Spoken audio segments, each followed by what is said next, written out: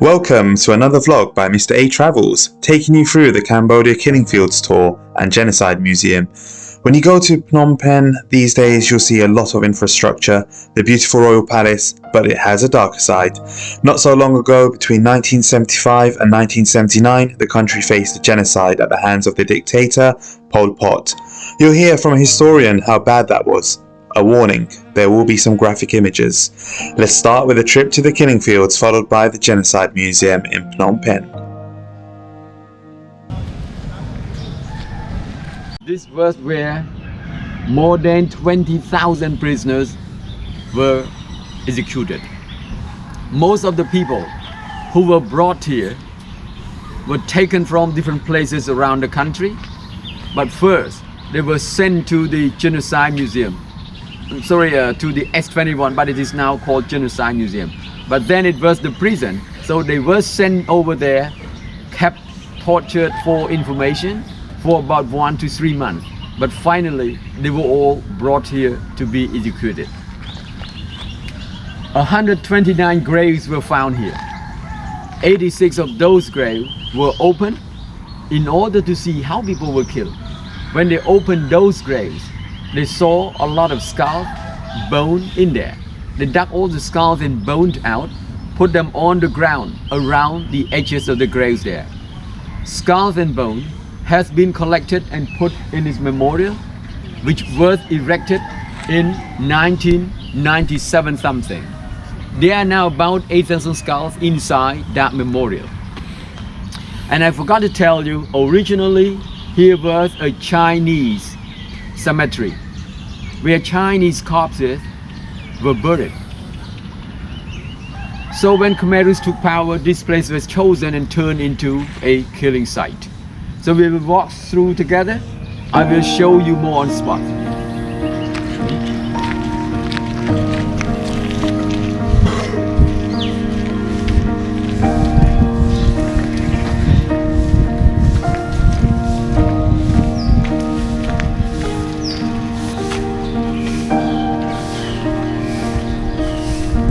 See that?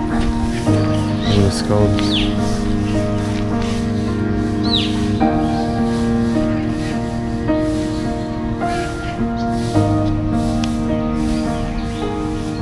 All the holes here were mass graves. The graves were originally a lot deeper, about 4 or 5 meters deep. But they has now been filled in naturally by rain, that's why they look very, very shallow. Like that one, almost completely leveled. And when they just dug the grave, all the skull and bone were exhumed. They put them on the ground, piling up around the edges of the graves there. But now the pile of skulls and bone has been collected and put in there.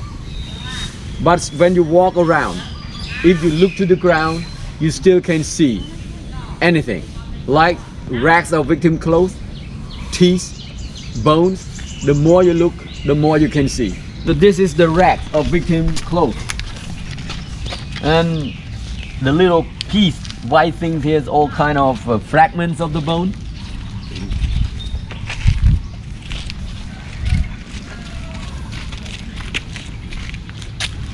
And more here. It's actual bone. Yes. These are pieces of actual bones and one tooth on the top of the racks of the victim clothes. And this every little white piece is fragment of bones. And more here, all bones fragments here, all around there. Yeah?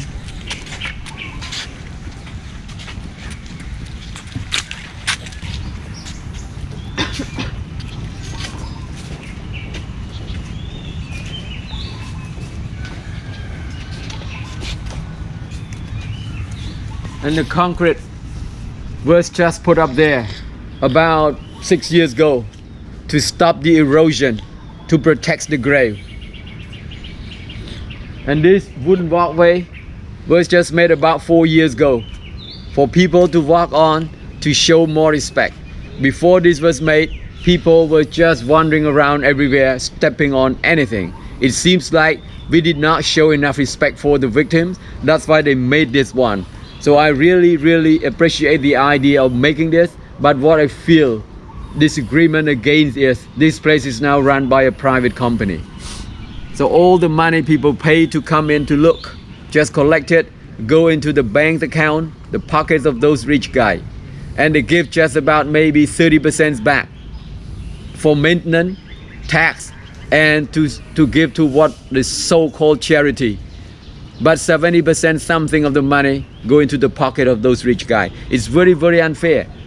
Millions of people die, but only few people get the money. It's very unfair. Corruption is. Yeah. I think such place should be run with respect by the government, and all the money should be collected properly, all located for healthcare, education, so something for social security. But unfortunately, it is not. Just go to the pocket of the rich. And this place can make, I think, at least $2 million a year.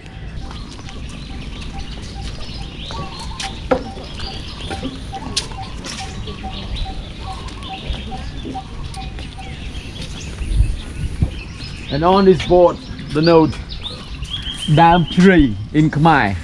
So the first name in Khmer, Dam Tree, but in English, they call it magic tree. I don't know why they call this magic tree. When you see magic tree, it sounds like the tree was very helpful.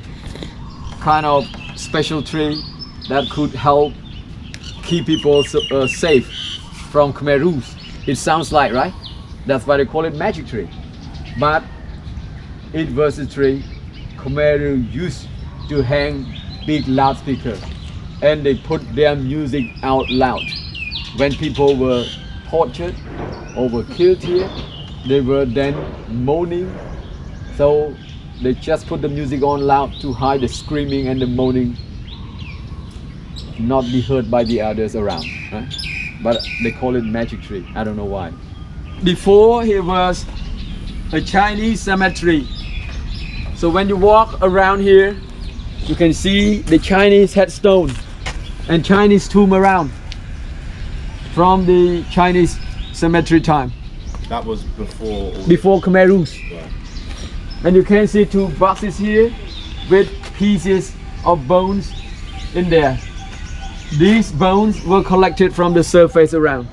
When the rains fall down every year, and Cambodia have a lot of rain, you know that? I think the annual rainfall is 1.4 meters at the lowland area like Phnom Penh and some other area around Phnom Penh.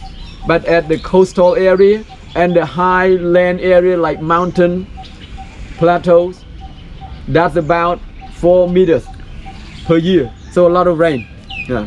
So every year when the rain falls down, the surface got washed. So the bones just come out more and more. Right? So these were all collected. But why these bones are not put together in there? Because those were last year processed to preserve by the technical experts, and these are not processed. So that's why they cannot be put together, or bacteria would spread and destroy the others in there. Ladies and gentlemen, please look at that palm with pieces of bamboo attached to it. The palm is called sugar palm. Why sugar palm? Because in Cambodia, normally so far we make sugar out of the juice from the palm. And sugar palm is indigenous in Cambodia. That's why sugar palm is considered one of Cambodian national symbols. We have a saying that wherever sugar palm is, that is Cambodian land there. But actually now, they got sugar palm in Thailand, Laos, Vietnam. Why? Because Cambodian extension was before all there. So it means we lose our land to Vietnam, Thailand and Laos. That's how they get sugar palm there. But still we say sugar palm is Cambodian national symbol. Sugar palm is very versatile. We can use every single part from it. The root of the palm was in the old days used as traditional medicine. The trunk so far still used as common wood to build house or to make furniture. And the leaf on top is used to cover off the roof of the house or the wall of the house, especially cottages in the countryside. And the flower, we take juice from it. And the juicy sweet can be drunk as soft drink or cooked into sugar. That's why we call it sugar palm, because of that. Khmer soldiers misuse that. They use the palm in bad, cruel way. They kill baby by smashing them against the palm. And sometimes they use the stalk, the front of the sugar palm, to slit people's throat, just to bleed and let them die. Because on each side of the stalk is very sharp, like natural sword. Over there, you're gonna see a small one, and when you touch the stalk, you see how sharp it is, just like serrated iron teeth on the sword. To this day, more bones and skeletons are being found. The Genocide Museum highlighted the dreadful conditions people were kept in, and in many cases tortured.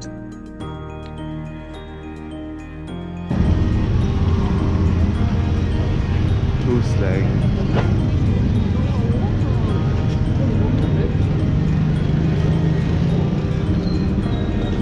The Tuol Sleng Genocide Museum highlighted the torture system, which was designed to make prisoners confess to whatever crimes they were charged with by their captors.